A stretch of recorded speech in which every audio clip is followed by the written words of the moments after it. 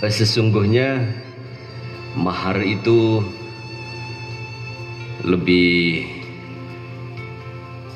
populer dan dikenal luas di kalangan kita karena memang cukup menarik, memberikan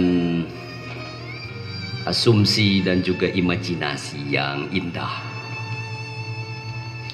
Diasumsikan bahwa kalau sudah berbicara tentang mahar, maka pernikahan semakin dekat dan semakin konkret, semakin nyata. Lalu imajinasi tentang keindahan, karena memang mahar itu berarti mas kawin. Dari katanya saja mas kawin mengandung arti emasnya perkawinan. Yang namanya emas pasti penuh dengan pesona dan semerbak serta daya pikat yang memberi nilai tambah keindahan, sehingga emas kawin itu tentu saja membuat perkawinan menjadi berkilau dan makin memesona. Nah, ini adalah imajinasi yang saya kira berkorelasi dengan faktanya, karena emas kawin itu seperti halnya emas memberikan nilai tambah pada aspek keindahan, aspek prestise atau harga diri, dan juga keyakinan akan kebermaknaan. Karena emas itu memiliki harga, setiap yang berharga pasti memiliki makna yang baik dan berat. Oleh karena itu imajinasi ini punya relevansi yang kuat. Nah, mitra sekalian yang dirahmati Allah, pertama, bagaimana hubungan mahar dengan hukum keislaman dalam konteks perkawinan. Di dalam hukum Islam dikonstruksi atau dibangun satu ketetapan hukum dan dikonstatasikan, ditetapkan bahwa mahar itu adalah barang wajib. Wajib artinya harus dipenuhi, harus ada. Lalu pertanyaannya, siapa yang harus memberikan mahar?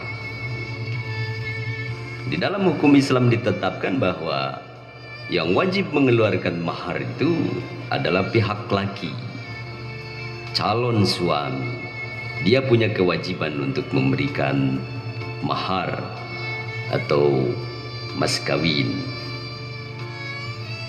Di dalam Al-Quran istilah mahar itu hampir tersembunyi dan nyaris tidak kelihatan karena tidak secara sharih disebut. Di dalam Al-Quran mahar itu disebut dengan istilah sodukat, dan penyebutan ini merujuk kepada informasi Quranik sebagaimana tertulis di dalam Al-Quran surah An-Nisa ayat 4. Itu menggunakan istilah sodukat yang berarti mahar atau mas kawin. Nah, pemberi mahar atau pemberi sodukat itu mempelai laki-laki. Maka laki-laki punya tanggung jawab untuk memberikan mahar kepada calon istrinya tercinta, dan kewajiban ini harus dipenuhi. Kemudian yang kedua, harus diketahui bahwa mahar ini bukan syarat dan bukan rukun pernikahan atau perkawinan. Jadi dia tidak memengaruhi terhadap keabsahan pernikahan itu sendiri, tetapi wajib dia hukumnya ada dan diberikan oleh pihak laki-laki kepada istri. Nah, ini hukum yang pertama yang berkenaan dengan mahar atau mas kawin, dan di dalam Al-Quran disebut sebagai soduqat. Perintah syariah sendiri, soduqat itu sangat jelas dialamatkan kepada laki-laki, kepada calon suami. Wa atun nisaa soduqatihinna nihlah. Begitu di dalam Al-Quran tertulis. Dan wahai laki-laki, keluarkanlah oleh kalian bagi calon istrimu atau bagi wanita yang kamu nikahi mas kawin, sedekah. Untuk apa dia harus diberikan? Nihlatan, sebagai pemberian yang diberikan dengan penuh kerelaan. Jadi perintah itu dialamatkan kepada kaum laki-laki, yang dalam hal ini si laki-laki menjadi calon suami, diberikan kepada perempuan, yang dalam hal ini si perempuan menjadi calon istrinya. Berikanlah mas kawin atau mahar atau sodukat itu oleh kalian wahai laki-laki kepada perempuan yang akan engkau persunting menjadi istri kalian, sebagai pemberian yang penuh kerelaan.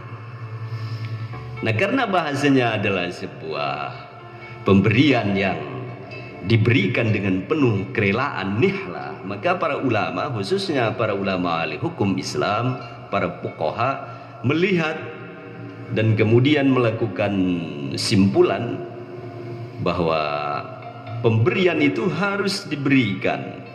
Kemudian yang kedua, pemberian yang harus diberikan itu mengandung ihwal kesepakatan di antara kedua belah pihak, pihak calon suami dan istri. Jadi sejak semula memang sudah dibincangkan dan disepakati oleh kedua belah pihak apa yang akan dijadikan mahar atau sedekah atau mas kawin, dan kedua-duanya harus rela, kedua-duanya harus siap dan menerima dengan mas kawin itu. Si laki-lakinya oke, dan si perempuannya juga sama oke-nya. Jadi harus ada persetujuan kedua belah pihak, bahkan mungkin pihak keluarganya, keluarga laki dan istri. Jadi sejak awal sebaiknya memang mas kawin itu sudah dibincangkan. Nah, mitra sekalian yang dirahmati Allah, pada masa yang lalu, sedekah, mahar atau mas kawin ini, khususnya di dalam tradisi yang dianut dan berkembang di masyarakat Arab pra-Islam, mas kawin itu menunjukkan satu status sosial. Semakin besar mahar yang terima oleh perempuan, maka semakin tinggi status sosial dan rasa harga diri atau rasa sosial yang dimiliki oleh perempuan dan si laki-laki itu sendiri. Karena bukan saja implikasinya atau akibat-akibat prestisnya itu dimiliki oleh istri, tetapi juga pihak laki. Karena semakin tinggi laki-laki bisa memberikan mas kawin bahkan sesuai dengan harapan si pihak calon istrinya dan keluarganya, maka dia semakin naik harganya karena menunjukkan status yang mampu, status sosial ekonomi yang tinggi. Begitu juga istrinya, semakin mahal dan makin besar mas kawin yang dia terima, itu semakin meningkatkan kelasnya, berkelas. Tetapi sesungguhnya itu mengandung sesuatu yang menarik dan berikan kontribusi terhadap bangunan hukum Islam berkenaan dengan fiqhul munakaha pada aspek mahar. Karena mahar yang sudah berkembang sedemikian rupa di masyarakat, lalu diadopsi dan bahkan dibakukan di dalam hukum Islam berkenaan dengan perkawinan, dan bahkan ini diwajibkan. Nah, pertanyaannya, apakah mahar itu sekarang harus setinggi mungkin dan sebesar mungkin sehingga menunjukkan status keberpunyaan dan kebermampuan, pertanyaan itu dengan ringkas dijawab oleh hukum Islam bahwa berdasarkan arahan syariah Rasulullah Sallallahu Alaihi Wasallam memberikan penjelasan bahwa pertama, mahar itu yang terbaik adalah mahar yang wajar, dan bahkan perempuan yang baik sebaiknya diharapkan tidak meminta mahar yang besar dan bahkan di luar kemampuan calon suami atau bahkan keluarga calon suaminya. Yang menjadi prinsip adalah mahar ditunaikan dan dianjurkan agar mahar itu berbentuk istimal, berbentuk benda. Apakah boleh memberikan mahar dalam bentuk jasa? Tentu boleh, dan ini pernah ditunjukkan oleh tarikh, ditunjukkan oleh sejarah. Sayyidina Ali karramallahu wajhah itu konon katanya mahar saat menikahi putri terkasih dari Rasulullah Muhammad sallallahu alaihi wasallam itu maharnya non bendawi, tetapi bacaan Al-Quran. Bolehkah itu? Boleh, tetapi yang dianjurkan adalah dalam bentuk benda. Bahkan di dalam hadis yang sangat populer dijelaskan bahwa mahar itu berikanlah kepada perempuan walaupun berupa cincin yang terbuat dari besi, walau khatama hadidin, kata baginda Rasulullah Muhammad sallallahu alaihi wasallam. Jadi pada prinsipnya anjuran dan bahkan ini arahan yang terbaik, mahar atau sedekah atau mas kawin yang dikenal di lingkungan kita itu sebaiknya dalam bentuk benda, boleh dalam bentuk uang. Istimal dalam bahasa fikihnya itu. Jika di dalam tarikh ada penjelasan boleh berupa jasa, maka sekarang bagaimana kalau misalnya itu berupa jasa? Boleh, tidak masalah. Yang penting kedua belah pihak sepakat dan disepakati itu sebagai mahar atau sebagai mas kawin.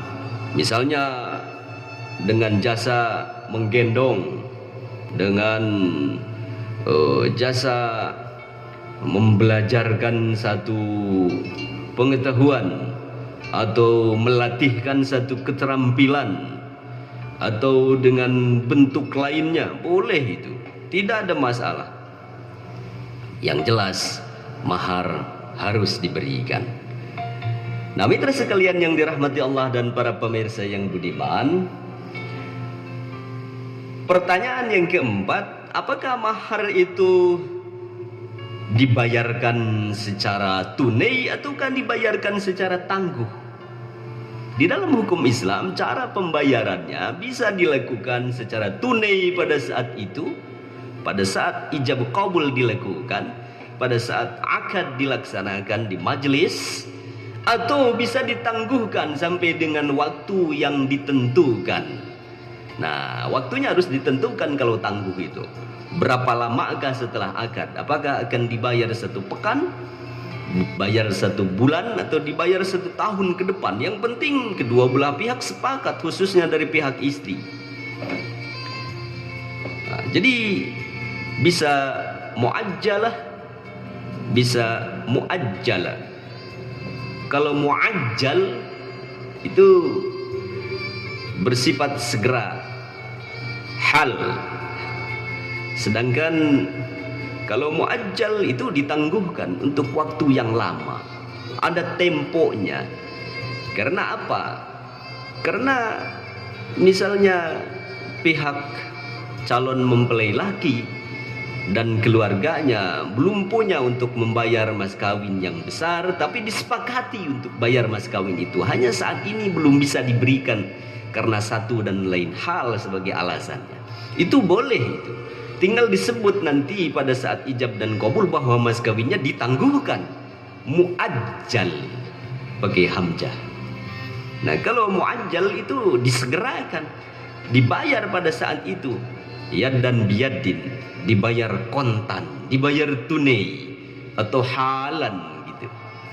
Nah, ini berkenaan dengan aspek yang keempat, bahwa mahar itu boleh dibayar sedemikian rupa. Jadi begitu lentur dan fleksibelnya hukum Islam, sehingga ini akan memberi ruang untuk bisa secara leluasa dan secara bebas membuat planning dan kesepakatan-kesepakatan atau komitmen yang dibangun antar kedua belah pihak pada aspek mahar, khususnya untuk hal yang bertautan dengan pembayarannya, apakah mau tunai atau mau tangguh.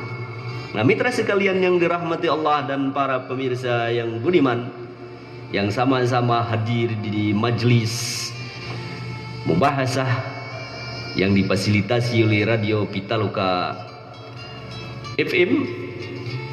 Yang kelima yang harus kita ketahui yang berkenaan dengan mahar itu adalah